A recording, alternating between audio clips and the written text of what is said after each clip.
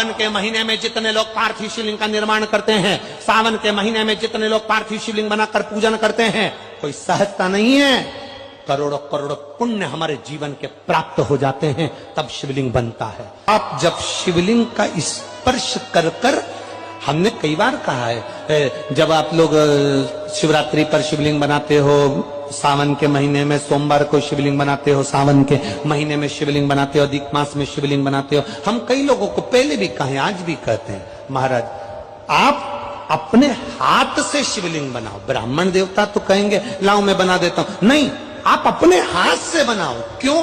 ये सारी जो भाग्य की रेखाएं है ना, जब शिवलिंग बनाते हो, हमारे हाथ की जो बेकार रेखा है, दुख की रेखा है, हमारी कहीं बेकार किस्मत की रेखाएं होती हैं, शिवलिंग बनाते समय वो रेखाएं भी श्रेष्ठ हो जाती हैं और हमारा भाग्य बदल देती है।